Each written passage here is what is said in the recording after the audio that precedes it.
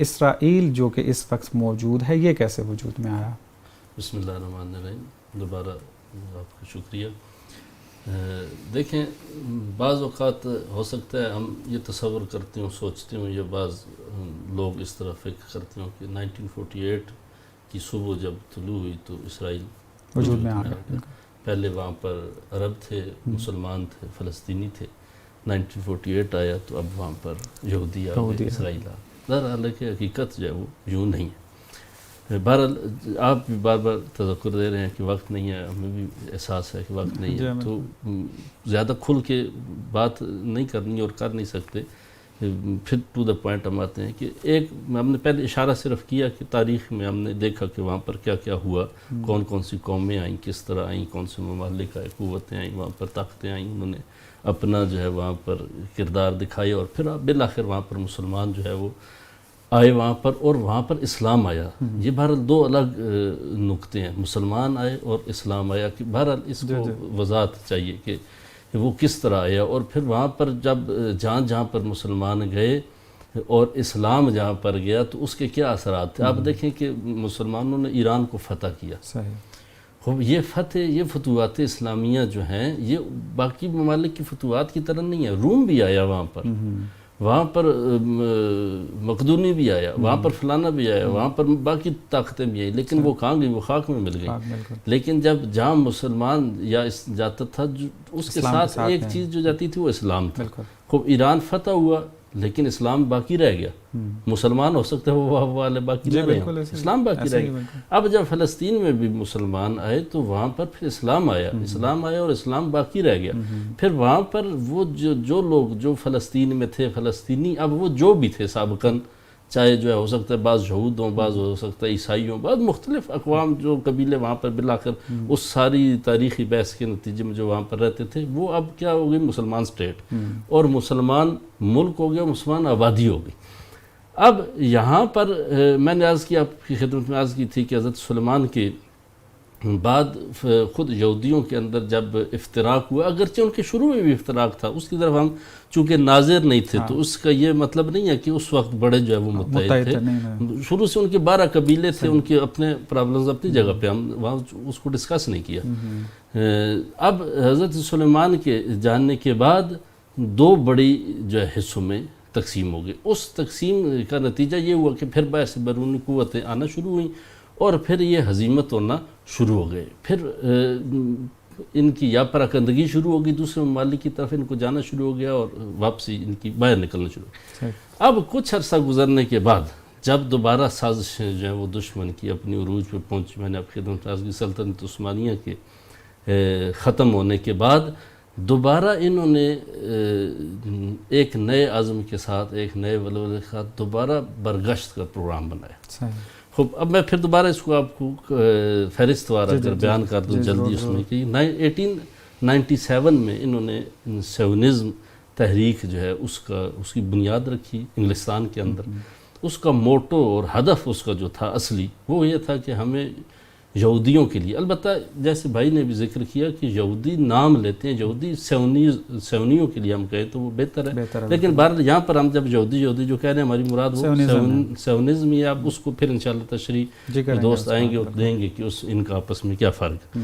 خوب بہرحال انہوں نے کہا کہ ہمارا اصلی ہدف کیا ہے کہ یہودیوں کے لیے ہمیں ایک سرزمین چاہیے.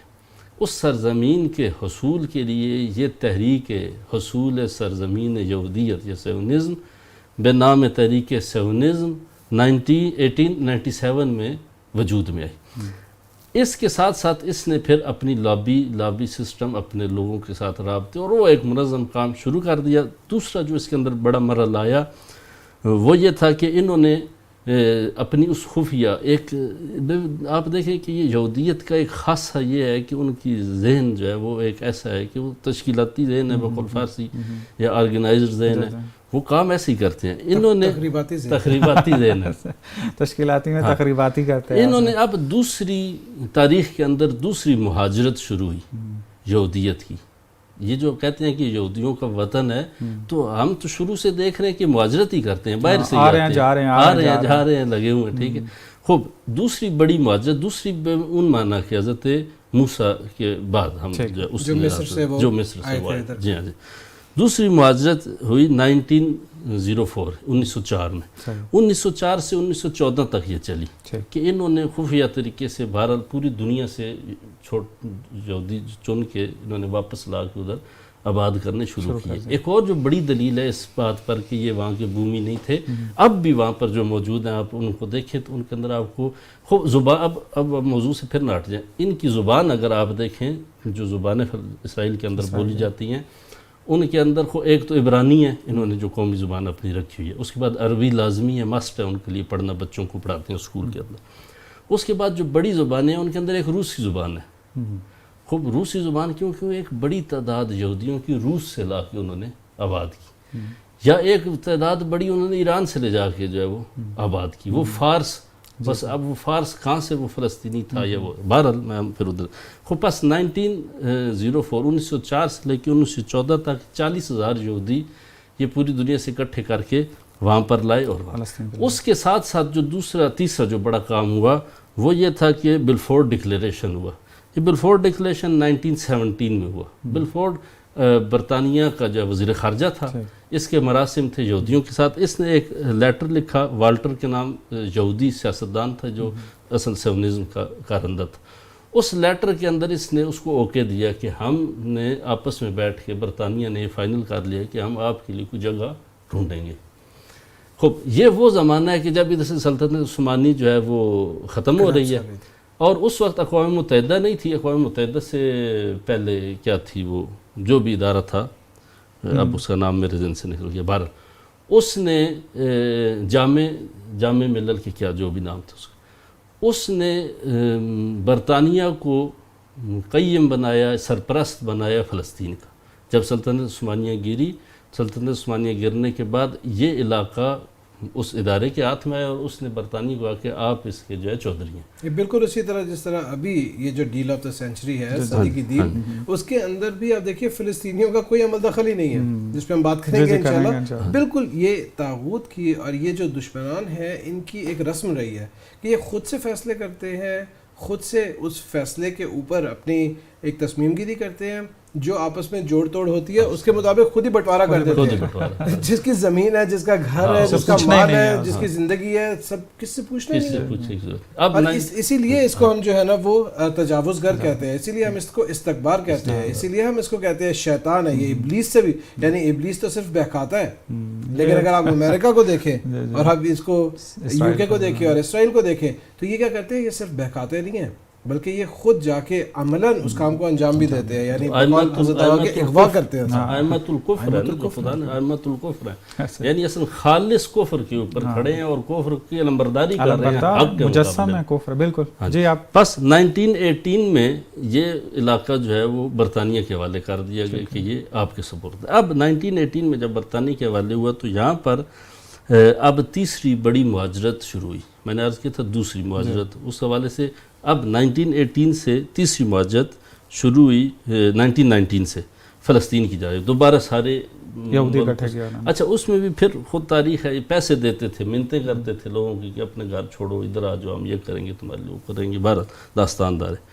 1919 میں پھر انہوں نے تیسری مہاجرت شروع کی. 1924 میں چوتھی مہاجرت ہوئی. پھر 1924 سے چوتھی مہاجرت. 1929 میں اچھا اب آپ دیکھیں کہ ایک اور جو دلیل میں یہاں پہ بیان کرنا چاہ رہا تھا کہ ایک اور چیز جو اس میں کہتے ہیں کہ جی ہم فلسطینیوں سے زمینیں خریدتے تھے، ہم جاتے تھے جا کے زمین خرید لیتے تھے. حالانکہ خود انہوں نے ابھی بھی جو قانون پاس کیا ہوا ہے اسرائیل کے اندر کہ کچھ % انہوں نے اجازت دی ہے، اس کے بعد اصلا کوئی وہاں پر غیر یہودی کوئی پراپرٹی نہیں خرید سکتا. جبکہ آپ کو پتہ ہے کہ خود اسرائیل، جس کو آج اسرائیل کہتے ہیں، جس کا کوئی وجود نہیں ہے لیکن بہرحال ایک ریفرنس کی خاطر، جو اسرائیل ہے اس کے اندر 30% عرب رہتے ہیں جو کہ یہودی نہیں ہے.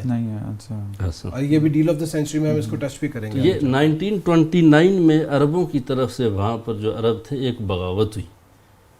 ابھی آپ دیکھیں ابھی اسرائیل کا وجود نہیں ہے، ابھی ہم بہت پیچھے ہیں. ابھی بغاوت ہوئی، 133 یہودی قتل ہوئے.